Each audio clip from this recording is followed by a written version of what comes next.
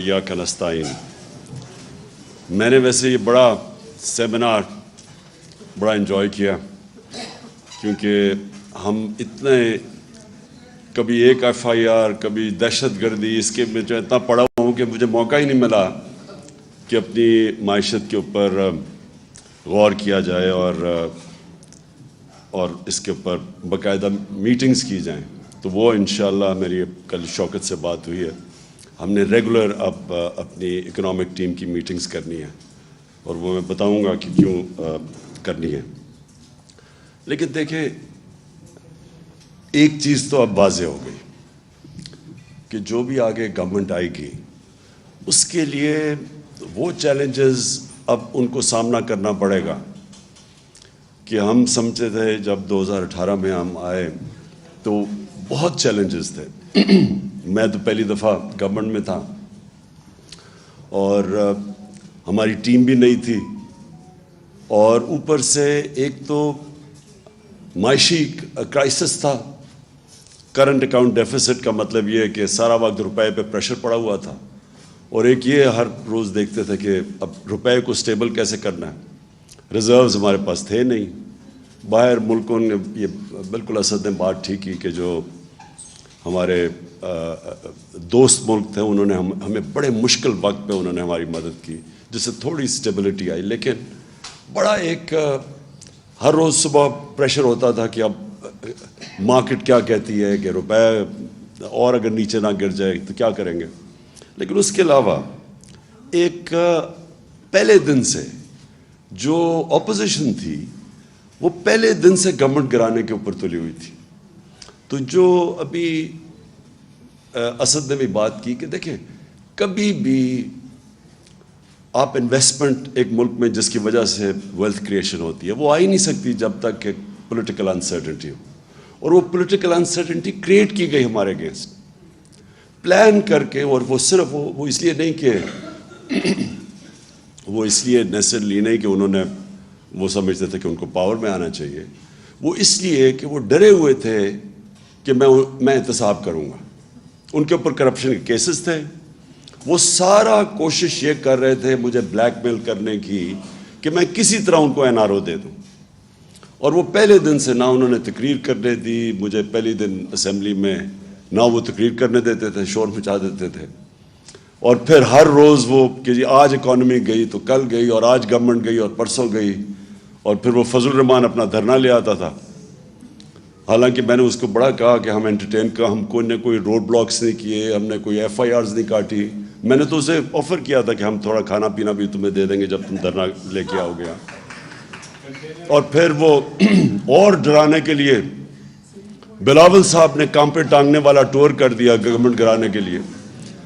कहने का मकसद मेरा ये है कि सारा वक्त पॉलिटिकल अनसर्टेनिटी क्रिएट की गई ब्लैकमेल करने के लिए, पार्लियामेंट चलने नहीं दी, और फिर ये टाइम फ्रेम दिया कि क्या ये 3 महीने में और 2 महीने में गई, और साजिशें हो रही थी। वो मुझे पूरी उसकी रिपोर्ट थी। फिर जब वो कोविड आया तो वो शहबाज शरीफ जो भाग गए थे नवाज शरीफ के साथ, आपको याद होगा कि उन्होंने गारंटी करके अदालत में एफिडेविट दे के और वो बाहर भाग गए थे। तो उसने आना ही नहीं था वापस, क्योंकि उसका FIA का केस था, बेटा पहले भाग गया था, उनको पता था कि वो ओपन एंड शट केस है। जब कोविड आया तो उधर भी एक अपॉर्चुनिटी नज़र आ गई कि अगर इमरान खान लॉकडाउन लगाता है तो वैसे इकॉनमी बैठ जाएगी, लॉकडाउन नहीं निकालता तो हॉस्पिटल भर जाएंगे। तो वो विन विन सिचुएशन था। वो भागा भागा वापस आया, मुंह पे वो लगा के कंप्यूटर के सामने बैठ गया कि मैं स्पेशलिस्ट हूँ, मैं आके ठीक करूँगा मुल्क को। और वो खाकान अब्बासी ने स्टेटमेंट भी दी कि शहबाज शरीफ को मौका दो, उसने डेंगू के अंदर बड़ा अच्छा काम किया था। तो वो एक 3.5 साल का बड़ा इनरिचिंग एक्सपीरियंस था, क्योंकि इतना चैलेंजिंग था कि उसके अंदर मैंने सीखा बहुत कुछ। तो उसमें मैं इकॉनमी भी थोड़ी बहुत सीख गया, क्योंकि हर रोज़ हमारे पास बैठना पड़ता था टीम के साथ कि अब ये क्राइसिस हो गया और फलाना क्राइसिस है। तो मैं जो चीज़ समझाऊँ वो ये कि हमने कभी भी अपने मुल्क में सोचा ही नहीं वेल्थ क्रिएशन का, एक्सपोर्ट्स बढ़ा के। یہ ایسٹ ایشین ٹائیگرز ہمارے سامنے نکل گیا آگے. اور وہ مجھے یاد ہے ہر دوسرے دن آتا تھا کہ میں جی پاکستان کو ایشین ٹائیگر بنا دوں گا, کوئی کہتا تھا. لیکن ایشین ٹائیگر تو بنا تھا ایکسپورٹس بڑھا کے. اور پھر چائنا کی بھی ساری جو گروتھ دیکھی انہوں نے کانسنٹریٹ کر کے ایکسپورٹس بڑھائی تھی. مجھے یاد ہے مہاتر محمد سے میں 20 سال پہلے ملا تو وہ مجھے بتا رہے تھے کہ ہم نے باقاعدہ ایکسپورٹس بڑھانے کے لیے پہلے ہم نے الیکٹرانکس کی اس کو کاٹیج انڈسٹری بنایا. گھروں کے اندر ہم نے چھوٹے چھوٹے اسمبلی پلانٹس لگائے. ادھر سے پھر ہم نے ڈیولپ کر کے آہستہ آہستہ وہ $80 بلین کی ان کی پرائمری ایکسپورٹس تھی پہلے ربر یا ٹن کی, وہ ساری انہوں نے الیکٹرانکس کے پورا انہوں نے اپنی اکانومی اٹھا دی. یہاں کبھی کسی نے کوشش نہیں کی. اور خاص طور پہ یہ جو پچھلے 5 سال میں ہمارے آنے سے پہلے آپ ذرا دیکھیں تو صحیح, وہ ابھی گراف جو شوکت نے دکھایا وہ ایکسپورٹ اسٹیگننٹ تھی. اور ایکسپورٹس اگر آپ کی بڑھ نہیں رہی تو ملک کا کیسے آگے بڑھ سکتا ہے. اور وہی ہوتا ہے, تھوڑی سی ہماری گروتھ ریٹ اوپر جانے لگتی ہے, کرنٹ اکاؤنٹ کے اوپر پریشر پڑ جاتا ہے, وہ پھر ہمیں IMF کے پاس جانا پڑتا تھا. اور اسی سائیکل میں ہم پھنسے ہوئے تھے. تو ہم نے آتے ساتھ ہی پھر جب کوشش کی ایکسپورٹس کے اوپر اور بڑا زور لگایا ایکسپورٹس کے اوپر, اور پہلی دفعہ ایکسپورٹرز کو بلایا, کانسنٹریٹ کیا کہ ہم کیسے ان کی مدد کر سکتے ہیں. باہر بھی گیا میں, جتنے بھی دورے تھے تو میری پوری کوشش ہوتی تھی ہم اپنے ایکسپورٹرز کو ساتھ لے کے جائیں تاکہ ان کی کسی طرح ان کی مدد کریں, کیونکہ اس کے بغیر تو کچھ نہیں ہونا تھا. دوسرا ہمارا اثاثہ اوورسیز پاکستانی ہے, کیونکہ میرا انٹریکشن ان سے بہت زیادہ ہے اور مجھے انہوں نے سپورٹ جس کو کہتے ہیں فورن فنڈنگ,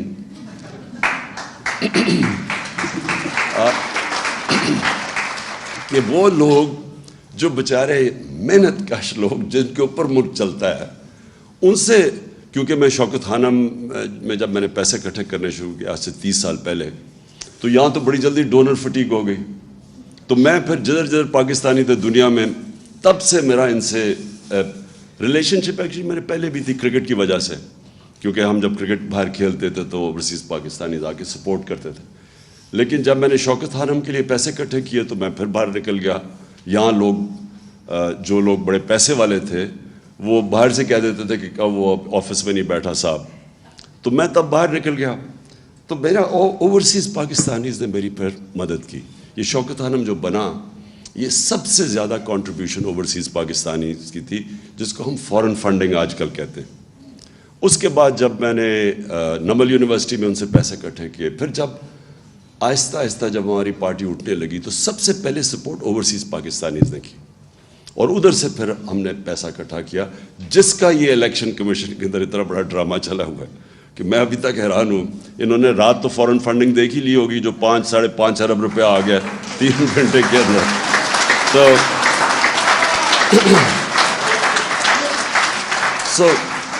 ہم نے میں تب بھی جب میں اوورسیز پاکستانیز کو ملتا رہا تو میں نے ہمیشہ, میرے دل میں یہ تھا کہ ایک دن آئے گا کہ یہ پاکستان کو بیل آؤٹ کریں گے.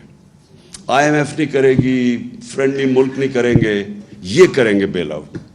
کیونکہ ان کے پاس جو پیسہ اس وقت جو ڈالرز پڑے ہیں, اگر ہم صحیح معنی میں اس کو ہم ٹیپ کر لیں, اور ہم نے کیا, ریمیٹنس میں ہم نے بڑا زور لگایا اور ریکارڈ ریمیٹنسز آئیں, اور ایکچولی اس کی وجہ سے ہم بچے رہے, کیونکہ انہوں نے 31 یا 32 ارب ڈالر بھیجا باہر سے, کبھی اتنا پیسہ نہیں آیا تھا. اور یہ بھی تھوڑی سی ایفرٹ کی تھی ہمیں, کیونکہ ہم اتنے اور پرابلمز میں پھنسے ہوئے تھے. اب جو میں سمجھتا ہوں کہ یہ جو اب صورتحال جس بھی گورنمنٹ کو ملے گی, اس کو بڑا out of the box thinking کرنی پڑے گی. یعنی اس کو پاکستان کو ایسے چلانا پڑے گا جو اب تک ہم نے پاکستان کو نہیں چلایا. ہمیں اب وہ سٹیپس لینے پڑیں گے جو اب تک ہم نے وہ سٹیپس نہیں لیے.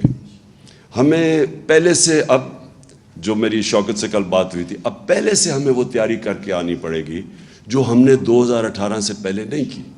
وہ کر بھی نہیں سکتے تھے, کیونکہ ہمیں پہلی پریزنٹیشن تو ملی جب میں پرائم منسٹر آفس میں تھا, تو مجھے تو پہلی دفعہ پتہ چلنا شروع ہوا کہ وابڈا میں کتنا حالات ہے, تو پینشنز اب کدھر تک پہنچ گئی ہیں. مجھے تو آئیڈیا ہی نہیں تھا ان چیزوں کا. میں وہ دیکھ رہا تھا کہ جب جو بائیڈن جب پریزیڈنٹ بنا تو 2.5 مہینے پہلے پریزیڈنٹ جب الیکٹ ہوا اور آفس میں گیا, 2.5 مہینے پہلے اس کو پریزنٹیشنز ہر ڈپارٹمنٹ نے دی. تو ان کی پوری ٹیم کی تیاری تھی. جیسے انہوں نے آفس سنبھالا تو ان کے پاس پوری سارا سمجھ تھی کہ کون سی ایریاز میں کیا انہوں نے کرنا. تو میں تو جب پہلی دفعہ آفس میں آیا تو پہلی دفعہ مجھے پریزنٹیشن ملی کہ یہ جی کرنٹ اکاؤنٹ ڈیفیسٹ کتنا ہے تو فلانا یہ ہے. تو اب ہم نے فیصلہ کیا کہ ہم اب پوری اپنی اکنامک ٹیم بنائیں گے, اور وہ صرف یہی نہیں کہ اسیس کرے گی, لیکن اب وہ out of the box thinking کیا ہے. اور میں یہ کیوں کہتا ہوں کہ دیکھیں یہ تو کوئی اکنامکس نہیں ہے نا کہ آپ قیمتیں بڑھاتے رہیں اور پیسے اکٹھے کرتے رہیں. یہ تو کوئی اس میں کوئی جینیس نہیں چاہیے. وہ تو ایم کیو ایم بڑا اچھا پیسہ اکٹھا کر لیتی تھی بھٹا لے کے, وہ تو لوگوں کو پیسے بڑھا دیتے تھے نا. وہ جو دکاندار تھا وہ اپنی قیمت بڑھا دیتا تھا اسے جب پیسے لیتے تھے. تو یہ تو کوئی اکنامکس نہیں ہے. اکنامکس یہ ہے کہ ابھی ثاقب شیرانی نے بڑی اچھی بات کی کہ دیکھیں سب سے پہلے آپ فیصلہ کریں کہ آپ نے اپنے انسانوں کو پروٹیکٹ کرنا ہے. آپ کا جو سب سے ونریبل سیکشن آف پاپولیشن ہے اس کو آپ نے کیسے بچانا ہے. اور یہ دو پارٹیز یہ انہوں نے جو کیا 4 مہینے کے اندر, اس سے واضح ہو جانا چاہیے کہ ان کے ذہن میں کبھی بھی انسانیت ان کے ذہن میں نہیں آئی. ان کا صرف ذہن ہوتا ہے کہ پیسے کیسے بنانے اور کرسی پہ کیسے بیٹھنا اور اس کا فائدہ کیسے اٹھانا ہے. اگر یہ کرتے تو آپ مجھے یہ بتائیں کہ یہ 90s میں ان کی پارٹنرشپ چوروں کی لگی ہے اکٹھی. 90s سے یہ باریاں لے رہے ہیں. پچھلے 62 سال میں 30 سال یہ دونوں خاندان پاور میں رہے ہیں. کب انہوں نے انسانیت کی فکر کی؟ یہ جب آئے ہمارے سامنے, دیکھتے دیکھتے پہلے ہندوستان ہمارے سے آگے نکلا, پھر اس کے بعد بنگلہ دیش آگے نکل گیا ہمارے سے. ہمیں جو یاد ہے, مجھے تو ابھی بھی یاد ہے جب بنگلہ دیش بنا تھا, بلکہ میرا وہ آخری جہاز آیا تھا ڈھاکہ سے, اس کے بعد ملٹری آپریشن شروع ہو گیا تھا ایسٹ پاکستان میں. تو مجھے تو وہ بڑی اچھی طرح یاد ہے وہ جو سارا ٹائم تھا. تو مجھے یاد ہے کہ جب وہ بنگلہ دیش علیحدہ ہوا اور بنا, ایسٹ پاکستان ٹوٹا, تو خوشیاں بنائیں گئی. میں وہ ڈرائنگ رومز ابھی مجھے یاد ہے, لوگوں نے خوشیاں بنائیں کہ اتنا وہ سارا ہمارا پیسہ وہاں چلا جاتا ہے, وہاں سائیکلون آتا ہے تو ہمیں اس کو سبسیڈائز کرنا پڑتا ہے. میں نے یہ کانوں سے یہ باتیں سنی ہوئی ہیں کہ چلیں شکر ہے بوجھ اترا. 90s میں وہ آگے نکل گیا ہمارے سے, بنگلہ دیش ہمارے سے آگے نکل گیا. تو یہ دو پارٹیز جب آئیں, ان کی دولت اوپر چلی گئی, ملک کے قرضے بھی بڑھ گئے, اور ملک کے اندر کبھی کوئی لانگ ٹرم پلاننگ نہیں ہوئی. آج چائنا کا سب سے بڑا سکسیس کیا ہے, وہ 15-20 سال کے پلانز بنائے ہوئے ہیں. یہاں اگر لانگ ٹرم پلاننگ ایک ہی چیز میں ریفلیکٹ کرتے ہیں, انہوں نے کبھی ڈیمز نہیں بنائی.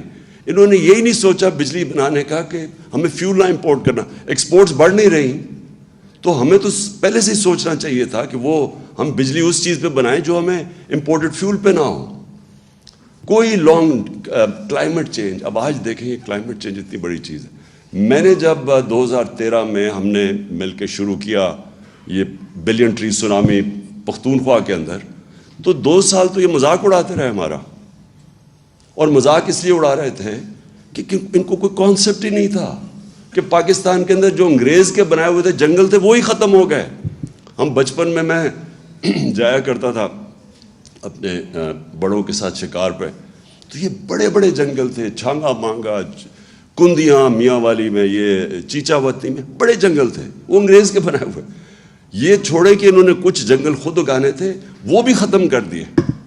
تو کوئی کانسیپٹ ہی کسی کو نہیں تھا کہ موسم گرم ہو رہا ہے. پاکستان 10 ملکوں میں سے ہے جو سب سے زیادہ ونربل ہے کلائمیٹ چینج پہ.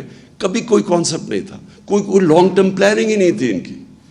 اور پھر جب کووڈ آیا, میں ادھر سے شروع کریں, جب شہباز شریف آیا اور اس نے منہ پہ وہ لگا کے اور کمپیوٹر پہ بیٹھ گیا, انہوں نے کیا کہا, سب سے پہلے انہوں نے شور مچا دیا کہ عمران کو لاک ڈاؤن کرو پاکستان کا. ان کی سب کی سٹیٹمنٹس ہیں کہ عمران خان کے اوپر FIR کاٹ دو, یہ لاک ڈاؤن نہیں کر رہا. ان کی اسمبلی میں سٹیٹمنٹس ہیں. بلکہ انڈیا کی تعریفیں شروع کر دی, جو نریندر مودی نے وہاں کرفیو لگایا تھا اس کی تعریفیں کرنی شروع کر دیں کہ وہ دیکھو کتنا اچھا کام کر رہا ہے اور یہاں کو لاک ڈاؤن نہیں لگ رہا. کیونکہ انہوں نے کبھی غریب کا سوچا ہی نہیں ہے. میں بار بار ان سے پوچھوں کہ مجھے یہ بتاؤ کہ وہ دہاڑی دار کا کیا بنے گا. یہ اسد وہ NCOC میں تب یہ تھا. تو ہماری کیا آرگیومنٹس, کیا ہم ڈسکشن ہوتی تھی. پہلے تو آپ سوشل ڈسٹینسنگ کی بات کر رہے ہیں, ہمارے یہاں کچی آبادیوں کے اندر 10-10 8-8 لوگ ایک کمرے میں ہیں, وہ کدھر سوشل ڈسٹینسنگ ہوگی. پھر وہ جو دیہڑی دار ہے, وہ اگر تنخواہ اگر پیسے نہیں کماتا, چھابڑی والا ہے, وہ کیسے اپنے بچے کو پالے گا. میں کہتا رہا نہ لاک ڈاؤن لگاؤ, بلکہ پارشل لاک ڈاؤن لگاؤ. وہ سندھ میں وہ مراد علی شاہ نے وہاں لاک ڈاؤن لگا دیا, اور 2 ہفتے کے بعد کوئی گاڑی جاتی تھی غریب علاقوں میں, اٹیک ہو جاتا تھا اس کے اوپر. بھوکے لوگ تھے سارے. اس نے پھر ڈر کے پھر میرے کندھے پہ بندوق چلائی. اس نے کہا اچھا اب آپ کہہ رہے ہیں تو ہم لاک ڈاؤن ہٹا رہے ہیں, کیونکہ وہ ڈرا ہوا تھا کہ اگر وہ ہاسپٹل میں زیادہ لوگ آ گئے تو پھر میرے اوپر وہ بلیم کرے گا. لیکن میں صرف اسے ایک مینٹل ایٹیٹیوڈ آپ کی بتانا چاہتا ہوں کہ ان کے کبھی بھی ذہن میں عام آدمی نہیں تھا. انہوں نے سوچا ہی نہیں کہ عام آدمی کیسے گزارا کرے گا.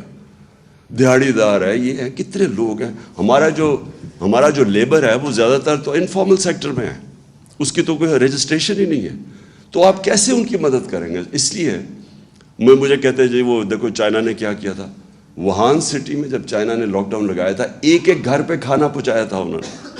تو ہمارے پاس تو تھا ہی نہیں. تو لہٰذا جب ہم اس ساری چیز سے نکلے, میرا ایمان اللہ میں ہے کہ وہ ہمیشہ جب ایک غریب کی آواز بھی سنتا ہے, اس کی دعا بھی سنتا ہے, اس کی تکلیف بھی سنتا ہے. وہ جب آپ اپنے لوگوں کو کرش کرتے ہیں, سوچتے ہی نہیں ہیں اب IMF یہ کہہ رہا ہے تو چلو یہ کر دو.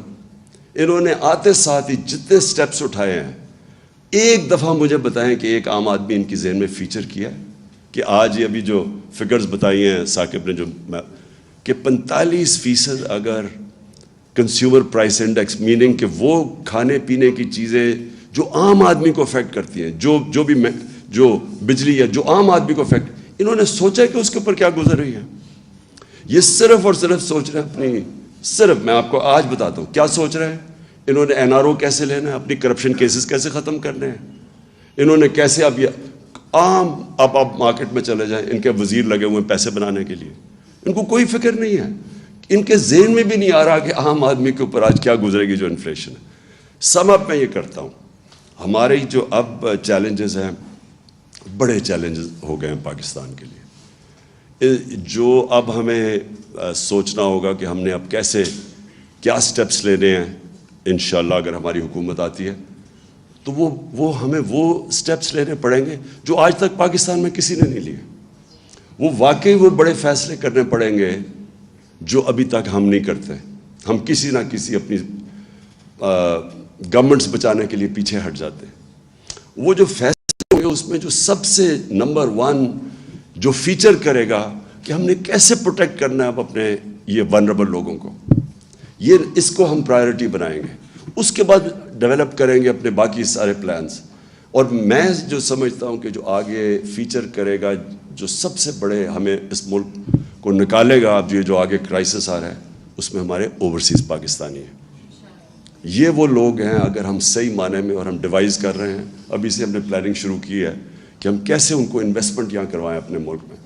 کیا چیز, کیونکہ انویسٹمنٹ کا سب سے بڑا پرابلم پاکستان میں کیوں ہمارے دور میں ہم نے, اور بلکہ انویسٹمنٹ آ رہی تھی لیکن رکاوٹ کیا تھی کہ جی اب گورنمنٹ جا رہی ہے تو 2 ہفتے میں جا رہی ہے, 3 ہفتے میں جا رہی ہے, اب دھرنا ہے. اس کی وجہ سے ایک انسرٹنٹی کریٹ کی ہوئی تھی. تو پولیٹیکل سٹیبلٹی سب سے پہلے بہت ضروری ہے, اور اس کے بعد اوورسیز پاکستانی ہماری پرائرٹی ہونی چاہیے کہ ان کو ہم کیسے ڈرا کر سکتے ہیں کہ جو ہمارا کرنٹ اکاؤنٹ ڈیفیسٹ بڑھ جاتا ہے, اس کو ہم کیسے اس انٹرم پیریڈ میں کور کریں. میں نے 2 بڑے پروجیکٹ سوچے تھے اور دونوں اوورسیز پاکستانیز کے لیے تھے. ایک ابھی جو راوی سٹی, ایک نیا شہر, کیونکہ وہ سب سے زیادہ اس میں اوورسیز پاکستانیز کا انٹرسٹ تھا. دوسرا ایک بنڈل آئلینڈ ہے کراچی میں, بالکل وہ پڑا ہوا ہے ایسے ہی, سارا سیوریج جا رہا, یعنی وہ کوئی بیکار جگہ ہے. ادھر سے ہم نے پوری پلاننگ کر لی, بڑے انویسٹرز آ رہے تھے, دبئی سے بڑے کنسورشیمز آ رہے تھے اس کے اندر انویسٹ کرنے. دونوں سیبوٹاج کیے گئے. بنڈل آئلینڈ ہم کام شروع کرنے لگے, سندھ گورنمنٹ نے NOC وڈرا کر لیا. یہاں جو راوی سٹی تھی اس میں ہمیں بڑے بڑے انویسٹرز آ رہے تھے, بلینز آف ڈالرز آ رہے تھے ہماری انویسٹمنٹ کے لیے. 11 महीने एक जज ने स्टे ऑर्डर दे दिया, रोक दिया प्रोजेक्ट उसने 11 महीने। और हमें पता है किधर से प्रेशर था, प्रेशर सारा ये हाउसिंग सोसाइटीज़ का था जो एक बहुत बड़ा माफिया बन गया।